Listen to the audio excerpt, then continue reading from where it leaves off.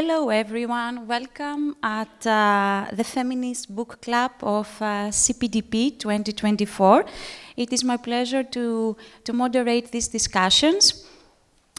This is actually a series of, a special series of sessions in the context of Gender, Law and Technology Reading Group of Law, Science, Technology and Society Research Group that I am member of the Vrije Universiteit of Brussels.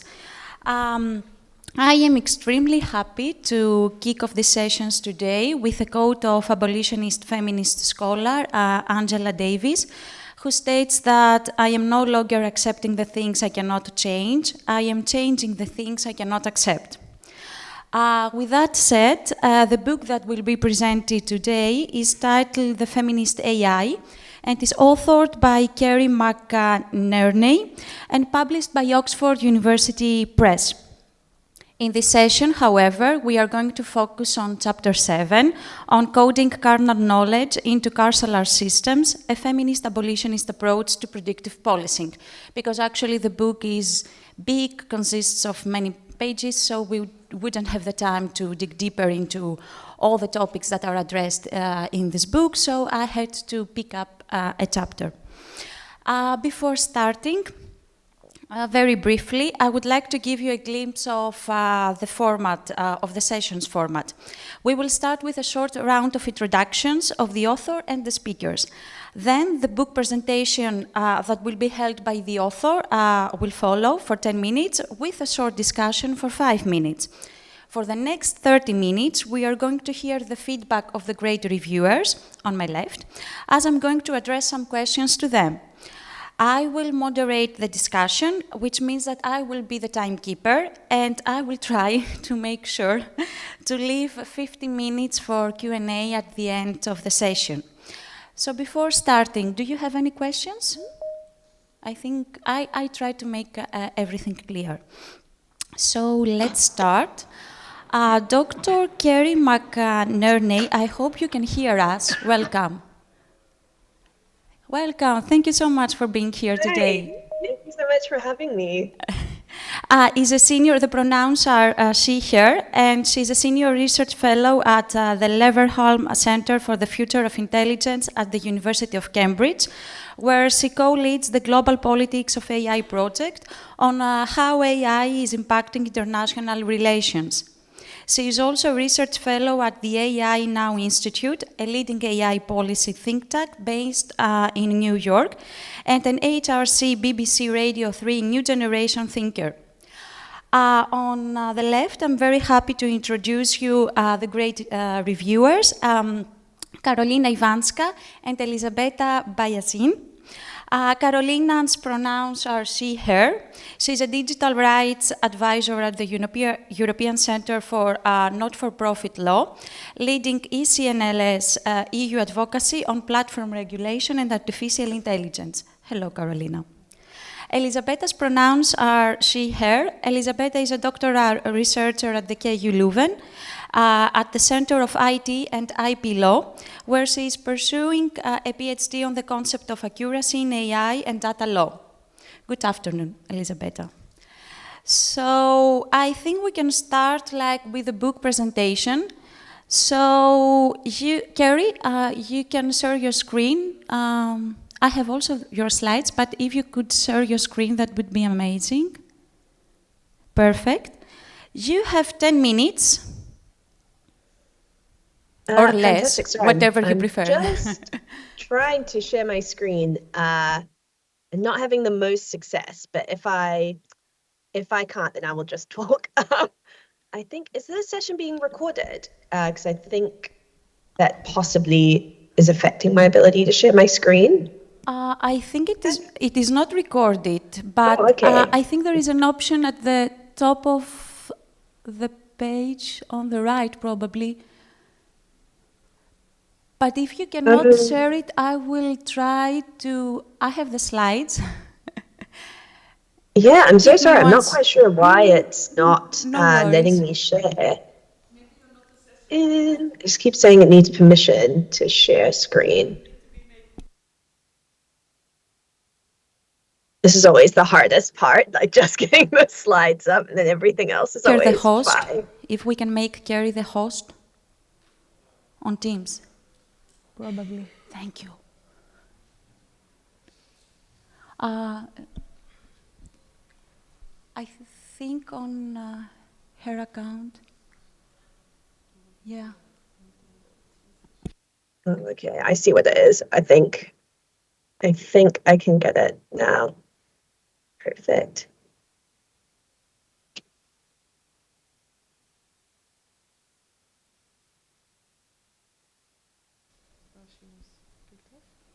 Now, can you hear us? Ah, okay. Sorry for that.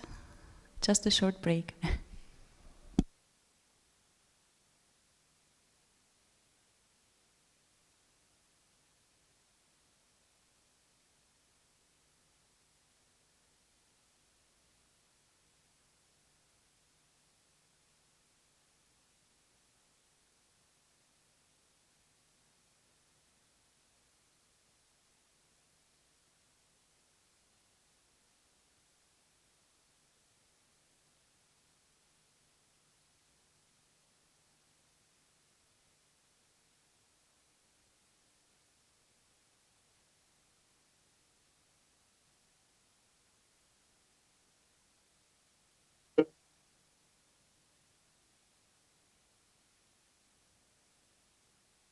Hi, am I back?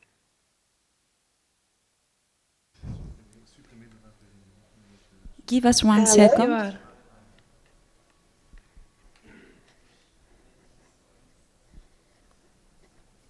We will figure this out. It's fine. Oh, I think I can share now. Yay, okay. Yes, we can see your screen. Yay. Super. Okay. Thank you for your patience. No, I think it was on my side. I realized I got a new update, I think, is what happened. Yeah, it always And happens. my No worries. No computer worries did at not all. like that and wasn't thrilled about it. Great. Well, thank you so much for having me. Thank you all for your patience with my various technical difficulties. But no, it's really, really lovely to get to be here and to share, this book that now came out a couple of years ago. I have a hard copy of it with me. So it's an edited collection called Feminist AI, Critical Perspectives on Data, Algorithms, and Intelligent Machines. And so the book came out of the Gender and Technology Project that I was part of at the University of Cambridge Centre for Gender Studies, which was trying to think about how feminist theories and ideas and epistemologies could help inform AI ethics, but specifically trying to think about the implementation of more abstract AI ethics principles through these grounded feminist epistemologies. And so before I kind of go into the book itself, I wanted to quickly outline the way that we were conceiving of and approaching feminism, or as we often say in our other work, feminisms, plural, in this book and in a lot of our other projects. And so like a central goal of both Feminist AI, this volume, and in some of the more recent work we've done with the Good Robot podcast that I co-host and the Good Robot book is to try and engage a plurality of feminisms and feminist voices in how we talk about gender, feminism, and AI. And so while this means that there are certain kinds of red lines that we do draw, so for example, it's really important to us that our feminism is pro-trans and trans-inclusive, that we do otherwise try to encourage a range of different approaches to how people are thinking about feminism and AI. So in both this collection here, Feminist AI, and in our other work, we have a real plethora of feminist views on AI from people who work in big tech, from people who are, to some extent, really optimistic about the transformations that AI could bring, all the way through to people who think that the idea of feminist AI itself is a misnomer, or that we simply can't even have feminist versions of these technologies. And while that kind of debate or tension can be very complicated to negotiate, we also think that it's really productive. And so for me personally, when I'm thinking about feminism and AI, I conceive of feminism as being, as Bell Hooks says, this fight to end gendered and sexist oppression, but also a fundamentally intersectional battle to think about all the different ways that coercion and oppression and forms of violence confine our lives. And so for me, what I hope for with feminism is that it will allow us all to live more freely and expansively and without fear. And so I think feminisms are necessarily a collective project. And so central both to this book and again, this wider project that we were doing at the University of Cambridge was the idea that AI could be enlivened specifically through different kinds of feminist lenses. And so when we were doing work with companies, for example, we often found that the feminist work that was happening in those spaces, while valuable, was too often reduced to this kind of headcount problem. So saying, okay, well, how many women, for example, are in an organization? How many queer people are in an organization? How many people of color are in this space? And how do we encourage more people into these spaces? And while we think that kind of work is really important, we also think that feminism itself can do so much more, that it can actually transform not only sort of who's included in the space, but help us more broadly understand the structures of power and violence that lead to some people being excluded, that feminist ideas and designed methodologies can help us create products that are not only good enough for most users, but are actually designed towards justice, and that feminist ideas about power and inequality can better shape the kinds of guidance we have for thinking about not only where AI is deployed, but if it's deployed at all. And so I guess at the heart of this idea of using feminism in relation to AI is this idea that we think feminism is really transformative. And so this is a paraphrase quote from our second book, The Good Robot, which talks about the way that we think that feminism illuminates the world around us, and it can be shocking, spiky, uncomfortable, and even dangerous. But we see it running like an electric current through generations and generations of activism and scholarship and thought, and that we think that there is something in that transformative current that we should be capturing and exploring and deploying in relation to AI. And so that's something that I hope comes through in this entire edited volume. And I'm aware that because of the size of the volume, it's a really large one. I was a person responsible for doing the copy editing, so I know how long it is. And please don't tell me if you find spelling mistakes. I keep finding them. But, again, it's a 21 chapter volume. Before going into chapter 7, which is the one we're focusing on in more depth today, I wanted to touch on a few of the other chapters in the book. Just to give you a sense of the breadth of what's included. So, for example, the book contains a lot of chapters which are more philosophical, which are trying to think about the different relationships we might be able to have with AI and other kinds of data-driven technologies. So in Catherine Hale's, for example, has a chapter on the idea of technosymbiosis. So thinking about how we can coexist with one another in these interdependent and quite beautiful and mutually respectful ways. The second chapter, Making Kin with the Machines, similarly draws on different kinds of indigenous epistemologies to think about what it means to live relationally with non-human entities.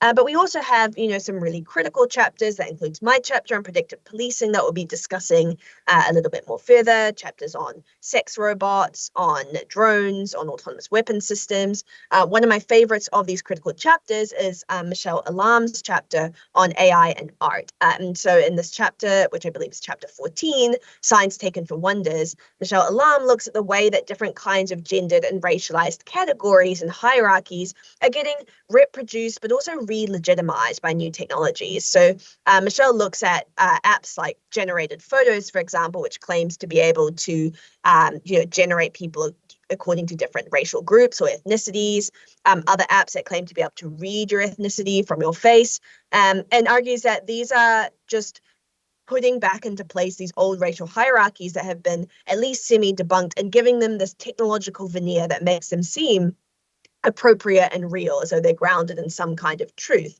And so in this quote, it says, there's amnesia about, if not downright nostalgia for, these cut and dried out racial and gender categories that is tapped when they are so disarmingly repurposed. In sites such as This Person Does Not Exist, or apps such as generated photos, we see resurrected binaries as centerpieces for the futures we are told are good for us. And I think what's really striking about this piece by Michelle is this was written before the big generative AI boom as well. And so I think this particular chapter has just become more and more pertinent as time goes on. And then finally, I want to talk very quickly about my own chapter in this volume, which I wrote back in 2020, which now, given the pace of AI development and deployment, feels like quite a long time ago. And this chapter is called Coding Carnal Knowledge into Carceral Technologies. And it explicitly takes a feminist abolitionist approach to the rise of predictive policing technologies. And I'm happy in the discussion to talk about the ways that I think this chapter is still pertinent and maybe the ways that the debate has really moved on. But to explain the motivation behind this chapter, I did my PhD research on women's hunger strikes in carceral settings. So I was looking at prisons, but I was also looking at immigration detention centres, all in the UK. And it's something that really came out of that study, which was really focused more broadly on this idea of the gendering of political violence, was a way that prisons and other carceral institutions are places where gender is very violently made and remade. And in particular, and this is something I talk about in the chapter, sexual violence plays a really strong role in that. And so drawing off that experience, I want to argue throughout this chapter that we can't turn to prisons and other kinds of carceral institutions as the just solution to forms of sexual and gender-based violence, because these institutions themselves are violently gendering. And that means that when we're thinking about technologies that might be posited as potential solutions to this kind of deep and horrific problem of gender-based and sexual violence, we need to be really careful about the kinds of narratives we're getting sold. And so this chapter, I think it's taking a really, really broad look at both some of the technologies that were on the market at that time in 2020, but also the broader socio-technical imaginaries around those technologies to ask, how is gender getting configured in these technologies? How is gender-based violence and sexual violence getting attested to in these technologies, if at all? And what are the kinds of gendered concepts or logics or ideas that are then not only getting brought about by these technologies, but are also being used to justify their deployment? And what does that mean for us as citizens? And yeah, I'm really looking forward to hearing the readers' reflections on this chapter. It's very scary having people deep read and respond to your work, but it's also a real privilege. But before we head on to them, I just want to quickly say as well where this work is now going for me several years on. While I haven't done as much work recently on predictive policing per se, I think I've increasingly, given the situation right now in Gaza and around the world in different areas, I'm particularly interested in the way that technologies are being used as forces for occupation, but also how occupied sites are being used as laboratories to create and test new technologies. And so I'm trying to think a lot more now about the global solidarities that might be emerging against forms of technology-enabled state violence. And this is also very informed by works such as Badges. I think it's Badges Beyond Borders or Badges Against Borders, something like that. Work by, that's by Stuart Schrader, which is trying to unpick the binaries between external forms of militaristic violence and internal policing, but rather drawing these continuums between the internal and the external. And I think technology is a really valuable site for thinking about that, because there is so much interplay between the domestic and the international when it comes to creating and exploiting militaristic technologies and policing technologies. So thank you so much for listening. That was a very quick whistle-stop tour of the chapter, of what I was, I guess, hoping to achieve with it. And I really hope that that was helpful, and I look forward to hearing all of your thoughts on the book. Thank you so much for this summary. Oh my God, we have so many things to address. Like, first of all, in order to make somehow more clear to the audience, I don't know how much familiar the audience is with predictive policing.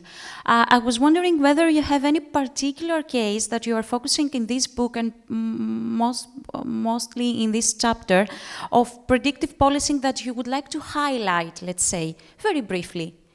Like, in order for the audience to have a clue and a clue about what is this predictive policing that is used and why you think that an abolitionist feminist approach is needed.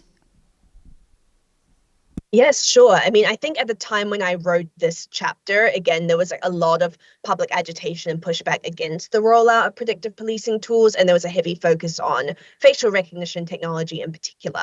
And so I think when we're looking at like the spectrum of different kinds of carceral technologies, we see a lot of forms of surveillance technology, of various kinds of biometric surveillance, of tracking people's movements. But I think what is like particularly interesting and dangerous about predictive policing is this idea that we can rely on forms of statistical prediction in order to tell whether or not a crime is likely to appear in a particular area. So this is more like geospatial predictive policing tech, or, and I would say like even more insidiously, person-based policing. So arguing whether or not a particular person is likely to commit a crime or to, be involved in some kind of criminal activity.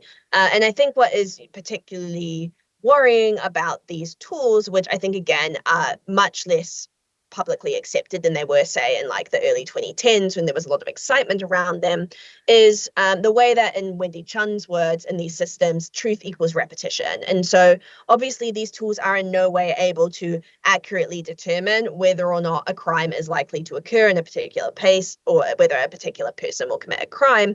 They're relying on past data to make future projections. And so if you believe that our policing and justice systems are completely neutral and that they, do not contain forms of racial injustice or gender-based injustice in them, you might think like, okay, well, why can't we use that past data? But if you're someone like me who thinks that it's impossible to talk about the history of policing and criminal justice in the UK, in the US, and many other places around the world, without thinking about the way that state violence has been so intentionally and deliberately weaponized and directed against particularly people of color, but many different marginalized groups, then, these tools suddenly become hugely dangerous, partly because of the way that they create results which are a replication of the past, but also because they do so, again, under this veneer of objectivity. And this is something that I do talk about a bit more in the chapter, as well as I talk about the way that in a lot of the advertising to do with these tools, there's this idea of, the tools do complex maths, or, they hide it under this idea of like mathematics is neutral, this is complicated statistics, we don't know how it does this, but we know it must be right because it's grounded in mathematical fact. And this, I think, on the surface sounds very alluring, and particularly for police departments, which are trying to face down critiques that they might be racially biased or that they might be, not necessarily acting in the most fair way. We also saw this gesture towards these predictive policing tools as a way of saying like, oh, well, this is also a way that we can make policing more fair because the machine isn't going to lie, the machine is going to be completely neutral. But I think that's just a fundamental misunderstanding of what these tools are, what they're trained on, and what they actually do. So to give like a more specific example of a tool that I don't actually talk about in this chapter, but a colleague of mine, or one of the co-editors of this book, Dr. Eleanor Drage, wrote with Dr. Federica Frabetti, I think released this in about 2022. So Eleanor and Federica talk about a tool called Data Miner, which is protest recognition software. And so it claims to be able to identify when a crowd of protesters is going to become violent. And so this not only has been brought in by the Met Police in the UK, but it was also created in the US, and it was specifically developed on data from Black Lives Matter protests and from Muslim Lives Matter protests. And so, not only is this an encroachment on, I'd say, civilian rights, part of this broader platform in the UK of trying to crack down on the rights of protesters, but it's also distinctly racialized in terms of the data it's trained on and what it sees as being likely to turn into a violent protest. So that was a very long way of saying, even though I think like there's maybe less public agitation around predictive policing software now than there was in like 2020 when I wrote this chapter, this issue continues to be incredibly important. Couldn't agree more, because actually one of the reasons why I decided to focus on this chapter is because it is combined very well to me with the third book that we are going to discuss on Friday, and in general about the European approach on the Gender-Based Violence Directive, which is based on criminalization. So I think that I found very insightful your feedback and your work, and I would really like to take this opportunity to ask you if you could elaborate more a little bit about the statement of Angela Davis that you highlight in your chapter about the gender character of punishment. And yeah, like if you can elaborate very briefly a little bit more about that. And yeah, thank you. Yes, I will try very hard to be brief, but just cut me off if I talk for too long. Yeah, I mean, I think this is just something that I, again, want to point to Angela Davis's work, but also Sarah Haley and many other scholars, particularly in critical prison studies and in Black studies, who have spent a lot of time, trying to show the way that prisons are not these gender neutral spaces, but rather they're like very actively gender making. And so, for example, Sarah Haley's work and No Mercy here looks specifically at the forms of convict punishment that was applied to Black women in the US, I believe in, say, like the early 20th century, and looking again at like how these legacies of punishment continue to shape stereotypes and ideas about Black womanhood into the present day. But something that I try to highlight throughout this chapter is the way that it's not only that people with different gendered identities get affected differently by carceral environments, even though that's really, really important. So, for example, trans scholars have foregrounded the way that people who are trans or gender non-conforming are like particularly affected and vulnerable in different kinds of carceral environments, but also that forms of gender-based violence and sexual violence are really central to how control is created and maintained in carceral spaces. So, for example, in the context of immigration detention, a lot of the women whose interview transcripts I was reading would talk about the way that being in that environment reinforced or brought up previous experiences of sexual violence or of harassment, or that they experienced sexual violence in these spaces. And again, this was a way that they were kind of controlled by that environment. There's also a lot of, and I talk about this in the chapter as well, there's unfortunately a lot of cases when it comes to political prisoners where sexual violence is very deliberately used as a way, again, of enacting state control over political prisoners. And so the most famous examples of this, I think, come from Northern Ireland, particularly where male prisoners were often subjected to forms of sexual violence in order to, under these like gendered frameworks, emasculate them in certain ways and subject them to the will of the state. There's also a lot of research on this in relation to female prisoners in Armagh prison, and then the way that they attempted to kind of push back and protest against that. And so, Angela Davis, I think, does a lot of really important work around this by showing how some of the most routinized or supposedly mundane aspects of prison life, such as the strip search, are these like deeply violating and deeply sexual acts that, again, are entrenching a gender dynamic and are being used very deliberately to exert state power over people under their control.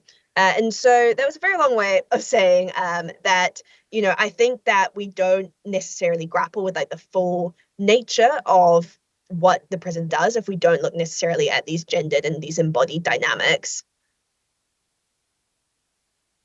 So much. I promise this is the last question that I have for you for the moment. I'm sorry for that, but I really I had so many reflections while I was reading your chapter. In one part of your chapter, you highlight the accuracy of these policies. So I was wondering, do you think that we can fix somehow these technologies? But I think this question is based in another sub-question, like, do we need these technologies? Yeah, I mean, this is the big one, I think. I guess, I think this chapter for me brings up 2 points. Like, I think one of the points I bring up is this idea that some of the attempts to bring AI or forms of automation into criminal justice processes is about automating existing systems. So particularly systems around, say, detecting whether or not someone is likely to become a victim of domestic violence or abuse. And the problem that I point out there is that a lot of the rubrics and measurements that we have don't seem to necessarily be proven to be very effective on this. But I do want to caveat that by saying that I'm not a criminologist or someone who, works very deeply in this area. And so, it might be that actually there are rubrics that are really effective in the UK context at predicting this. But the ones that I looked at for this chapter, unfortunately, it didn't seem like there was necessarily a strong enough evidence base to suggest that applying some kind of technological overlay to that was going to be effective. On the other hand, I think, and this is where I find Renee Shelby's work really helpful and interesting. She does a lot of work around the socio-tech imaginaries that surround different kinds of technologies designed particularly for women's safety, which is, I think, what worries me when we try to outsource these forms of protection or justice to technologies is like what other options are getting foreclosed. So what kinds of community justice are getting foreclosed, what kinds of restorative justice are getting foreclosed, and also who profits and benefits from us saying like, well, the solution here is going to be technical. So, for example, like in the case of the tools that Renee Shelby is looking at, so these might be like personal defense devices. I think it's really important to note that a lot of the developers of those technologies like are women. They're people who are really, really passionate and sometimes personally affected by these issues of gender-based violence, and they're responding to a real need. And that's something that I really think it's important that we continue to foreground, which is not saying like, oh, well, people are silly or misguided or wrong if they decide to try and invest in or buy these technologies. Like, no, I think it's really important that we say like, the reason why these technologies are alluring is because they respond to this deeply ingrained societal and structural problem, which is gender-based violence, violence against women, and sexual violence. But, you know, what I think I pull on in this chapter is this idea that abolitionism calls for us to try and be bolder and be braver and more creative in the way that we think about the future of justice in our societies. And that ultimately, many of these technologies are still plugging into the same carceral frameworks that in the short and the long term have had really horrific effects on a lot of different marginalized people and a lot of people from different gendered groups as well. And so again, we need to be really careful about where we're putting our resources and where we're putting our energies. Yeah, and actually in the chapter, I kind of end with this like slightly more reflexive moment where I'm trying to think about what it means to think about predictive policing when a lot of what we're doing is thinking about the future. It's kind of this anticipatory mode of thinking, and like that can feel quite uncomfortable, quite challenging in ways. But you know, I do think like one of the unintended or intended effects of predictive policing tech and other tech in this area is, again, it projects this idea that, you know, a certain mode of crime and punishment is almost inevitable. And again, one of the biggest, I think, or most important contributions of abolitionist thought is just trying to say, like, what happens if we imagine a future without the prison? Like, when did that become an inevitability, and how do we change that? So yeah, that was a very long way of saying I don't want to deny the meaningful need that leads to these technologies potentially being created, but I think we should always be questioning whether or not they're the right choice. I tried to fulfill my promise, but really I cannot. I have one last question for you, because you mentioned that. You mentioned restorative justice. And in terms of how we can envision like AI technologies, but from a feminist perspective, I was wondering, like, do you see any link between abolitionism and restorative justice? And how we can restructure somehow the justice by using, with a question mark, AI technologies? Yeah, I mean, I think this is such an important question. It's one that I feel is incredibly challenging, that I don't feel fully equipped to answer. But I have seen some really interesting projects that have tried to use AI rather than using them in punitive ways or in ways that are like tied into very conventional models of security and protection, have instead tried to foster dialogue or to kind of create, I guess, like social norms and social networks that hopefully then like keep people safer by, you know, denormalizing certain kinds of violence. So the app that I'm thinking of in particular was called Mumkin. It's no longer, sadly, I think, running, but it was an app that was designed in part by Priya Goswami, who was an activist against female genital cutting, or FGC, and she conceived of the app and designed it as a place where people who had either experienced female genital cutting or were at risk of female genital cutting could go on and have conversations with an AI-powered chatbot. And the idea was that they could practice having the kinds of conversations they might want to have with their friends or their families or their partners in a kind of safe and a non-judgmental space, with the idea being that it's really, really difficult to have conversations about this particular kind of gender-based violence, and that this might be something that helps build the confidence that people trying to have those conversations. And Priya made a lot of like quite intentional decisions around, for example, the design of the platform, how it looked, the security of the platform. And I think, like, even though the point of this app wasn't necessarily restorative justice in the most formal sense, I think there is something quite restorative or important about saying, like, what kinds of conversations do we need to have to not only raise awareness of a practice, but also to heal. And I think a lot of that app was designed around this idea of healing, like particularly the aesthetic of the app, which was designed to look quite soothing and quite welcoming. Priya, as a filmmaker in this area for a long time, talked about how a lot of the imagery around female genital cutting was often itself quite violent. So there was a lot of black and red, and there was a lot of emphasis on the violent act itself. And that was something she wanted to challenge the app as well, and saying, how do we make sure that our users aren't re-traumatized when they open this app. And so the logo for the app was actually this kind of cute little animated octopus. Yeah, and so I think that was definitely one project I often think of when it comes to maybe the ways that we can use AI to talk about and think about violence without necessarily coming to rely on it or integrating it into processes that superficially seem helpful, but in the long term maybe aren't getting us to where we want to be. Thank you so much. And just to add on this, that normalization of violence and trauma were two concepts that came up from the community-based project that I was running called the Feminist Dictionary in AI with the support of the Mozilla Foundation. So I couldn't agree more with what you said. But because my role is like to keep the time, and I think we ran a little bit out of time, but okay, it's fine. I would like to give the floor to the reviewers, and I would like to ask them a question about a basic and simple question. What struck your attention while you were reading this chapter? I can give the mic first to Karolina, and then you can pass it to Elisabetta. Thank you very much. Thank you for the invitation. This is the first time I'm taking part in this format. I know in academia it's pretty common. I'm in 2 book clubs, so I'm going to use my experience in my personal book clubs for that.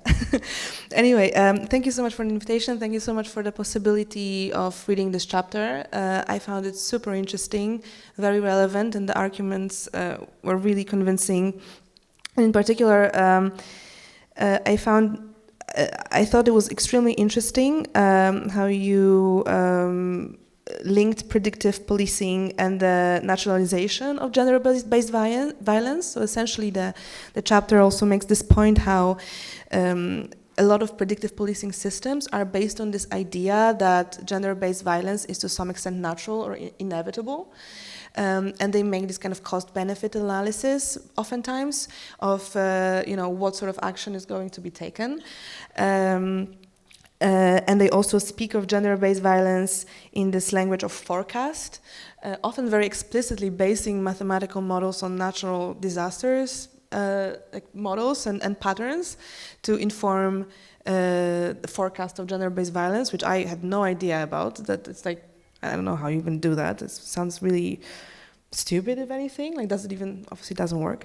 And how it paints often, like rape as crime of passion, for instance, or biological drive, or focuses only on the aftershocks. So rather than on prevention and support and it focuses on after the crime occurred, or already focusing on the potential of crime, rather than creating like conditions in society for crime not to occur. And it made me also think a lot about how, in broader terms, this really illustrates how normative judgments, assumptions feed into the design of technology in a way that, in civil society, for instance, we emphasize a lot that it's not really about technology, it's about what sort of normative assumptions, judgments, observations about the world, assumptions about the world go into the design of this technology, and how that is really something that should be interrogated and challenged in discussing technology, and how it's important also to understand how those systems work in order to be able to challenge those assumptions, which is really often not the case, because you hear, oh, this technology is going to help with this and that, and you're like, oh, nice, but actually also might not have the capacity, the relevant expertise to even assess that, and is that actually the correct assumption that is going to work. And that also made me think. So the chapter was very much embedded in the US and UK perspective, but that also made me think about a particular predictive policing system used for predicting gender-based violence in Spain. Yeah, it's called Biasin, and it was kind of mapped by colleagues from Algorithm Watch in one of their Automating Society reports. And I think it very much fits into what you're describing. I think it follows a similar pattern, even though, for instance, it focuses on kind of intimate partners. It doesn't focus on the strangers, but so it kind of addresses this concern, but still it relies on the fact that the woman goes to the police and reports a crime, and then it's essentially this algorithm is predicting how likely this person is going to kind of commit this crime again or put the woman in danger again. And based on how this and how what sort of score is given to the person, the police agent decides on a packet of protection measures associated to the level of risk. So it can vary from, for instance, having a police officer check up on the woman I don't know, once a week or something, to even things like giving the victim an alarm button, tracking the aggressor's movements, guarding her house, and so on and so forth. So, but it's still, embedded in this it's not aiming. It was developed, money was put into creating a system that focuses on these very punitive measures rather than trying to empower the woman and also change. You can invest money in various things to support kind of changing power dynamics between mostly men and women, but preventing gender-based violence. And also, actually, that particular system apparently is one of the most developed, one of the most advanced systems in that space. But still, it leads to under assessments of risk. I think it led also to multiple cases of actually not being able to prevent any threats. So it also points to the question okay, are those systems actually beyond the issues with the assumptions and the placement within the carceral abolishment narrative, but also they just don't work. So I feel like they are an attempt to seek for very easy fixes to complicated problems that are being sold to us. So that was one reflection that I had, and I also wanted to say that to link it maybe to the work that I was doing under the EU AI Act, because to some extent the EU AI Act regulates predictive policing and the use of predictive policing in law enforcement. It's categorized as it's prohibited when it is solely automated, so when there's no kind of control of the police agent or law enforcement agent afterwards. So I think that, I don't know, I'm not very deep in this work, but I think that's very rarely the case, that it's fully automated. So I would say that prohibition will probably never kick in. So in other cases, it's a high-risk system. So that means it has to comply with certain requirements. And I wanted to highlight some that I think are interesting in the context of this discussion, because I think ultimately that the Act definitely does not have the abolitionist perspective, completely the opposite. It legitimizes a lot of forms of surveillance or creates a enabling almost infrastructure for many forms of surveillance, policing, use of AI in punitive contexts. And to some extent, it focuses on, the biasing, or it's exactly the same issue, right? So it is allowed to be developed, but it has to be kept to a certain standard, certain technical standards, certain standard of protection of human rights, which again, it does not really address the issue. We can have the most perfectly operating system, but it will still be very concerning from the point of view of abolitionist perspectives that we are discussing. But then there's another mechanism that I think is interesting, which is fundamental rights impact assessment. So prior to the system being put into use, it has to be assessed based on what is the impact on human rights. And I think in the implementation process of the AI Act, it would be very interesting to bring explicit feminist perspective into that. For instance, for digital rights organizations to collaborate with women's rights organizations on that, with the view, of course, not to legitimize these sort of systems, but rather to point out precisely their flaws in order to make a further case for instance, not using this type of systems. However, one thing I also wanted to point out, and this links to why I said that AI Act is ultimately enabling surveillance, and is that the results of those risk assessments, or even the mere fact that such systems are being used, are not going to be public in law enforcement cases. So this is a really concerning issue, because that would then not allow women's rights activists to even verify what sort of input is given to the system, how it operates. Is this actually does it have a chance to be even effective, or what kind of what kind of effect it might have, if anything.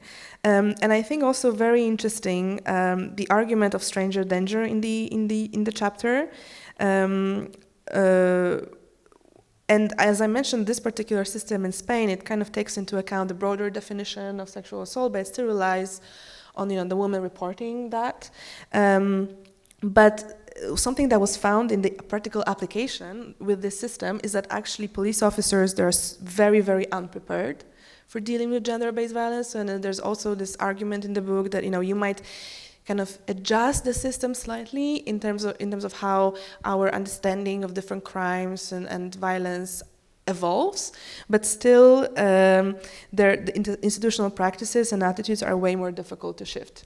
And I think this system is also, a testament to that, how difficult and how also there's a confirmation bias. A lot of police officers just blindly trust the system and do not even challenge its results. So I wanted to just finish on with one comment.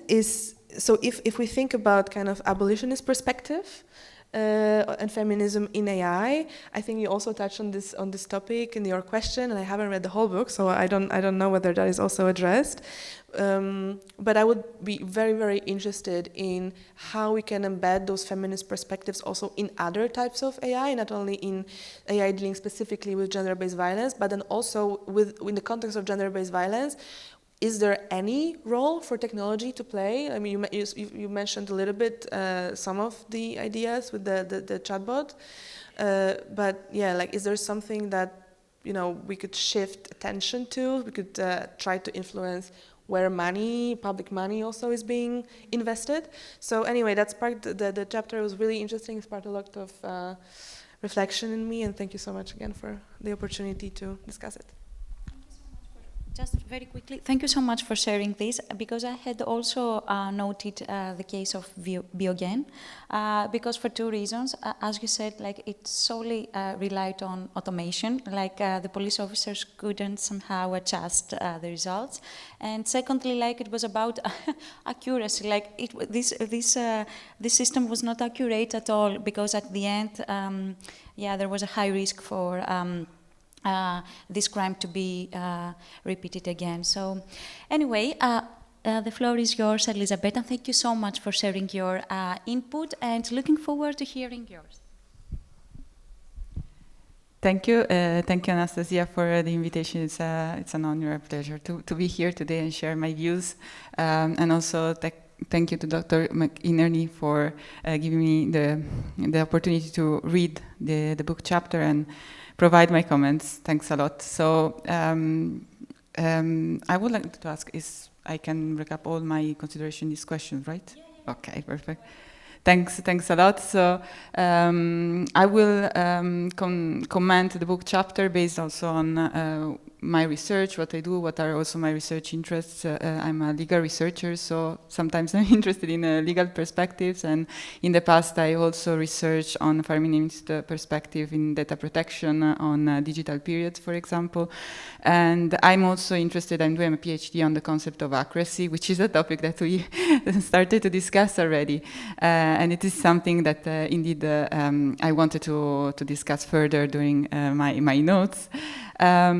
So before just starting my notes, I will just I thought to offer a brief recapitulation for the persons that are present today on the chapter. So the chapter demonstrates how AI-enabled predictive policing technology further extend the gender logic and practice of the carceral states, and there are two critiques: predictive policing technologies and trends and perpetuate harmful myths and stereotypes about gender-based violence, and predicting policy technologies, like the wider carceral system, may play a role in producing gender identities and norms. It's something that was already discussed, but it's always a good way to start, in my opinion, book discussions, maybe because it's the academic part of me that needs it from a formal perspective.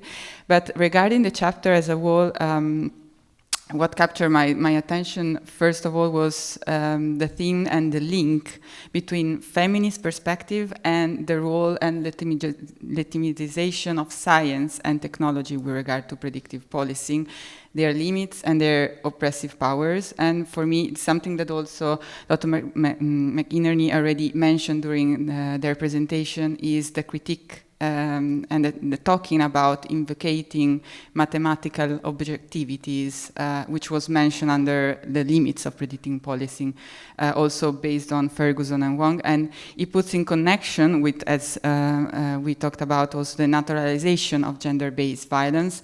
And I found interesting how the chapter explains how technologies are legitimized, and with them the institutions that are using them and the consequent harmful practices via these so-called mathematical objectivities, which can be applied in these technologies, but we are seeing it can be applied also in many other examples, including other more violent settings, such as war, for example. And the text says mathematical objectivities is, I quote, a veneer to unjust practices. And another thing that I found very interesting was the critique to AI bias and fairness topics, saying that algorithmic discrimination cannot be solved through the use of just fair training more data. Is something that goes with a structural inequality, and it's not just because you are making technologies more accurate that you solve the problem, because you are ignoring the carceral technologies and institutions that have been deployed to surveil and exercise control. And I liked how the role of accuracy was questioned in technology, which made me think also on other examples on where accuracy was quite important. I would like to refer to an example that was, and a case that was brought by Privacy International recently. That's a very interesting podcast as well. They provided on their case. It was about the electronic bracelets in the UK, and there the accuracy problem was localizing individuals with inaccurate technology who were making appear that they were actually somewhere where, of course, they weren't somewhere else, and that would create legal problems in terms of monitoring their presence. And also, building up on this, I found very interesting how the mathematical objectivity of technologies is coupled with naturalization. Made me reflect on the relationship of technologies with science and research and researchers, and with maybe it brought me further a little bit too much on the role of science and how science technologies, in my view, it's a bit political to mention here, but it made me think about how technologies and science can be seen as neutral. In certain extents, it becomes complicated.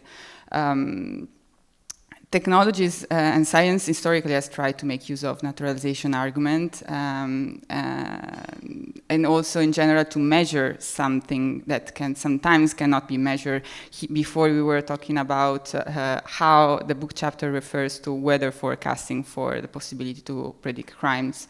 And for example, there's also cases on how measuring emotions could be measured through accuracy. So it made me reflect also on the use of science technologies to dominate uncertainties and how the metrics in these technologies are used. And I quote the text, using data to deliver accurate knowledge about where crime will occur. And same goes also, I study law in Italy, so when we talk about technology and classification, the further reference goes to Cesare Lombroso, which was a person that at the beginning of the last century classified the persons based on the skull dimension of the face to predict whether they could commit crimes. So it's kind of a weird connections of how technologies can be through the veneer of objectivities being instrumentalized also for political or even further different kind of purposes that are depicted as now neutral, whereas perhaps they're not. And yeah, that's finally my point, that it's also something that is more linked with my doctoral research on accuracy, so maybe it was focusing a lot on that. And I also thought a lot about how the need of abolition feminists in AI could be used, and I think it could be something very interesting to discuss further. Thank you so much. But yeah, I have like a follow-up question on what you shared. Like, okay, like I would like to hear, probably the audience would like to hear more about the accuracy and your research. Like, for instance, like, can we somehow fix the accuracy rate of these technologies? Because we know that they are not accurate. So how we can do that? Do you have some, let's say, somehow 2 bullet points to share or 3 bullet points to share about how we can fix this accuracy, if we can do that? Very briefly, like two bullet points. At the moment, I would like to have more practical answers on this question. Maybe the other panelists as well would like to add something. My main critique sometimes is the fact that using accuracies as a threshold might not be the only thing to look at when we are talking about fairness, if it's a broader problem of structural inequality as such, and accuracy as such, if it's the accurate metric, and in some instances it's used to still having the purpose that you declare to have. So this is, I think, something problematic in my opinion. But I need to elaborate further in my research on that, so we'll follow through. I am writing a paper about the data training, and yeah, I was focusing, because we examined the gender classification system and the data set that was used. And yeah, the findings were that we cannot just somehow make better the quality of the data, and this could provide a solution on that. Like, it's more complicated. The accuracy of these data sets are more complicated, and it is not changed solely on the input of the data. I think it's what you said. Just briefly on accuracy, I think it's also very interesting in the context of what I said earlier about various assumptions and normative judgments being fed into the design of the algorithms. And specifically, very often when I think about accuracy, like the mere decision of like what accuracy is enough is a political decision, kind of. It's a normative decision within the, like, okay, is 90% accuracy okay for Vyogen? Is like, okay, it doesn't protect 10% of the women. Is that okay? Or is it okay that we accept more false positives, for instance?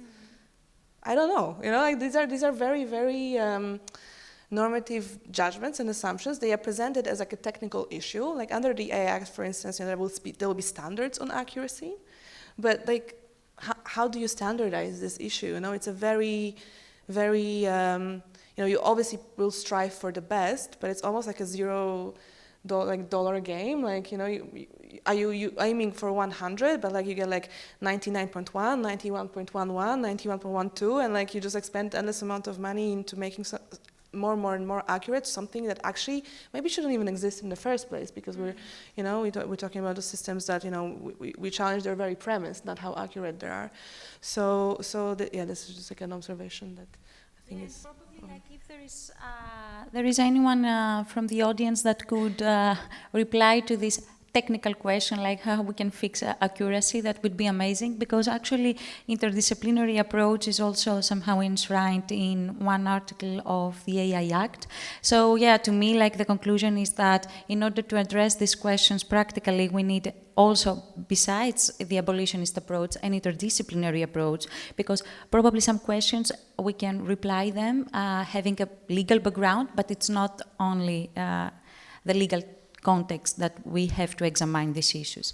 So with that said, it's 5 o'clock, and I would like to give the floor to the audience. Like if you have any questions, if you have any remarks, if you have any feedback that you would like to share. And also, if you also have some questions for the author, please feel free.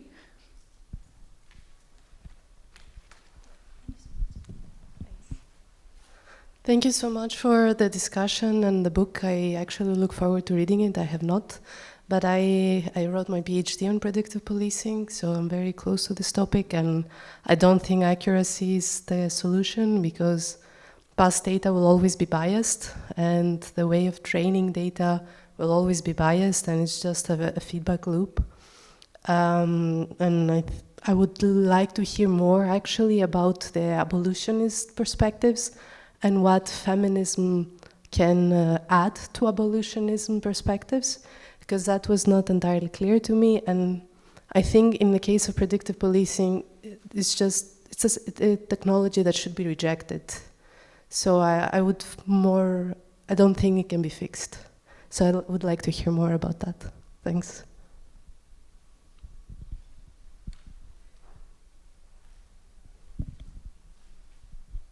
Please, Kerry, the floor is yours. Brilliant, thank you. No, thank you so much for that question. And again, I'm sure you probably know a lot more about predictive policing technologies than I do. So please let me know. Please send me an email after this because I'd love to read your thesis or like what you've published on this. Because yeah, as I mentioned, I wrote this back in 2020, and I think that the field, both the critical field and unfortunately the technological field, I think has moved forward a lot since then. At the same time, yeah, I hope you still find this chapter helpful just in terms of like the feminist approach it takes. And I think let me actually try and find the exact quote I'm thinking of in the chapter. But I think what is like helpful about a feminist approach here, and particularly an abolitionist approach, is saying that like prison abolition is not only this like broader issue of justice for how we think about the way that the prison impacts all of us in society, but again that like gender just plays a fundamental role in both justifying the prison as an institution, but also the prison itself as this gendering space, which is something I know I've talked about quite a lot in this chapter, so I don't want to continue to like belabor that point.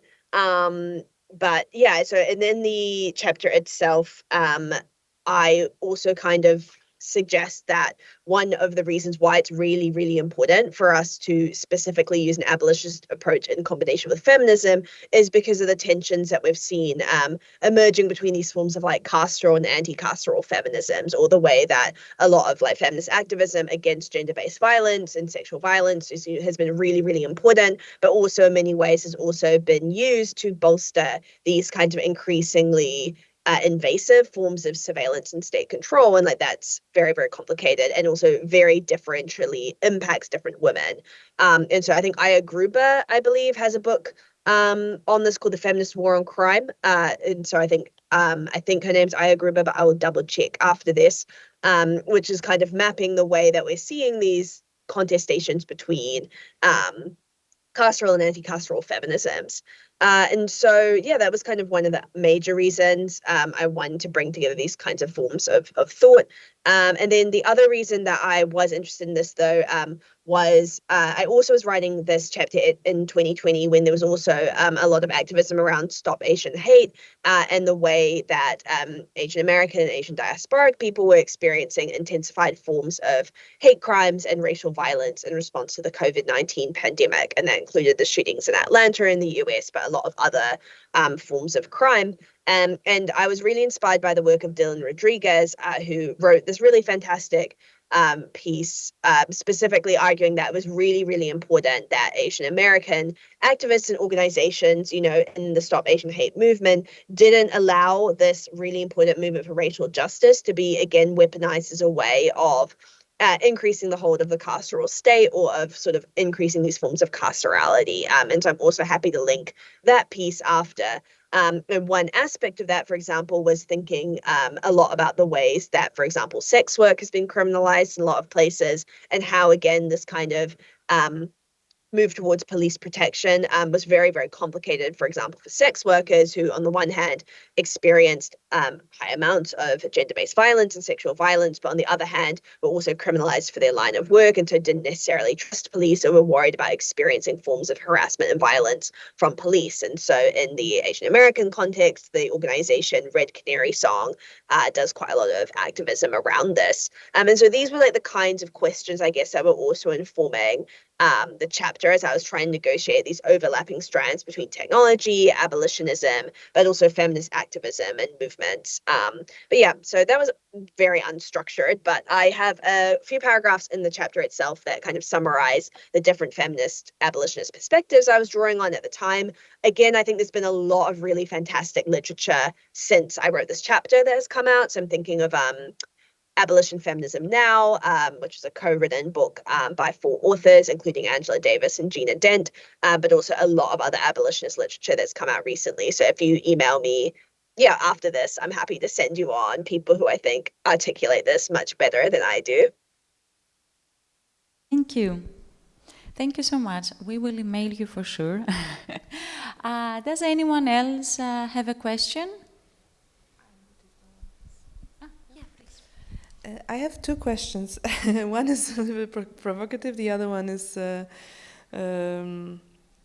not. So the first one is, to play the devil's advocate. I'm pretty sure that you encounter many of these questions and comments in your work. So what if someone comes and say, okay, isn't that better than nothing? Isn't these sort of systems, isn't helping one woman potentially not be a victim of gender-based violence enough to legitimize these technologies?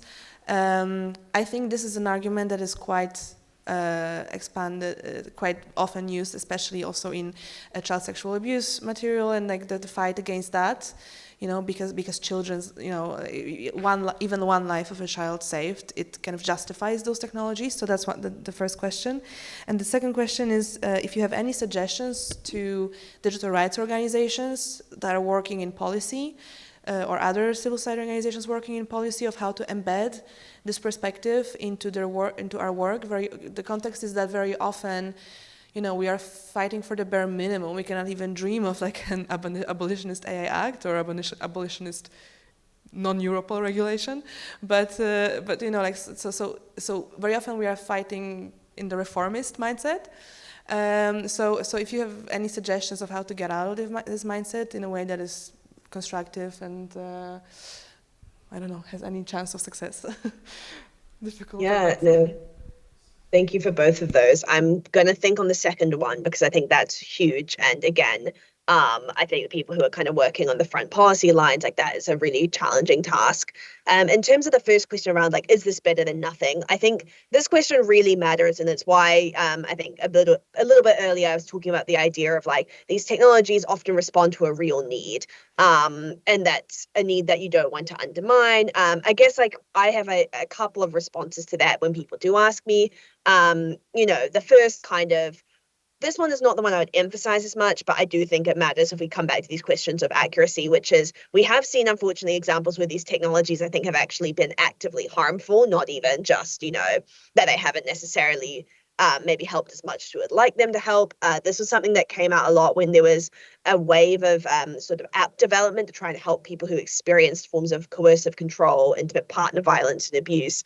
And I remember there was a moment when certain women's aid agencies in the UK came forward and were please stop developing these apps unless you're doing it with a women's aid organization, because what you don't realize is when people use those apps, it's such a privacy risk to them that you're actually making them more unsafe, because they don't realize a location tracker is turned on, or they don't realize how much data they're handing over. And so, I think sometimes, unfortunately, we've seen really horrible examples of, sometimes the tech solution is not even just a waste of time and money and resources. It's actually endangering people. But I think the second point I think it's important to bring forward, which I guess is also related to this idea of foreclosure, but I guess just comes down to resources, which is, it really worries me in a country like the UK, when there's a lot of investment into tech solutions for things when we've had a decade of austerity cuts to public services. So for example, to use an adjacent example, which is not about gender-based violence, I remember talking to a scholar, James Wright, who worked on care technologies, and he was talking about how different UK care sectors were thinking about trying to put Amazon Alexas into the homes of elderly people as a replacement for home visits in response to this kind of drastic underfunding and funding cuts. And like that's what worries me again as well when it comes to technologies for trying to prevent gender-based violence or sexual violence, is that, you know, we've seen huge cuts to different kinds of services which are really, really essential for protecting people who experience gender-based violence, things like women's aid shelters, for example. And so again, I think like, to me, it becomes like, where does the energy and the political will and the financing go? Like, and I think technology can be a really unhelpful drain on those resources and that will. And again, it can be seen as more investable and more interesting rather than the kinds of services which are actually doing a lot of like the really hard and essential work of, you know, trying to create circumstances where people are either, you know, safer or at least have a place to go when they experience these forms of violence. So those are kind of two things that I would bring up, but I do include in the chapter that example of child sexual abuse material because I think that is, you know, because that is an important example, I think, of a problem that is absolutely horrific and also is just like very rampantly out of control on the internet. And there's been like a lot of AI related solutions to try and address that. And I talk about some of the complexities of that in the chapter, but I know that that is very much still an ongoing conversation. It has often been like a centerpiece in a lot of the discussions around privacy. I'm thinking, for example, of the contestations with Signal and the UK's Online Safety Act. Yeah, so that was a very long way of saying, you know, again, like whenever I think we're talking about the problems of these technologies, it's really important to acknowledge they've responded to these real needs. I think, gosh, your second question around like policy and like what to do from the abolitionist perspective, I think that's really hard. I guess like one way maybe of approaching this is emphasizing, I think, this idea that, you know, technology is not only not the solution, but also we shouldn't be thinking necessarily of these kinds of solutions as inevitable. And again, that's where I find abolitionist thinking really inspiring and helpful, is because I think it is destabilizing this particular kind of techno future. And I think that matters because, again, like we've talked a lot about this idea of accuracy, and like one of the major and like very important critiques of these predictive policing tools is just that they don't work. And to be frank, I can't see a world where most of these projects would ever work, and that really matters.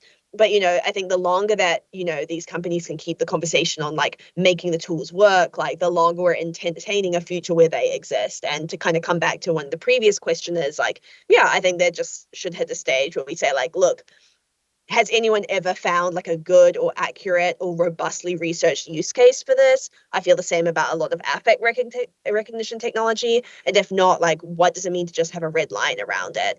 And actually the point was brought up a bit earlier around this idea of like these tools only being banned in like a fully automated circumstance. But I completely agree. There needs to be a lot more scrutiny on even situations where there technically is a human in the loop, but the tools are still doing a huge amount of potentially quite damaging work. Thank you so much. Last chance to the audience if you have any questions. Okay, I think with this we can end. Yeah, we are actually close on time, and I would like to give you like a spoiler alert for tomorrow. Tomorrow we are going to discuss the feminist cyber law book, and I'm looking forward to welcome you tomorrow, same time, same room. Thank you so much, Kerry, for your presentation and for your insightful feedback. And thank you so much, Karolina. Thank you so much, Elisabetta, for taking the time, accepting the invitation, and reading the book and sharing your work. Thank you all for being here. Looking forward to seeing you tomorrow. Enjoy the evening. Goodbye. Thank you so much for having me, and yeah, for taking the time to engage so thoughtfully. I really appreciate it. Thank you.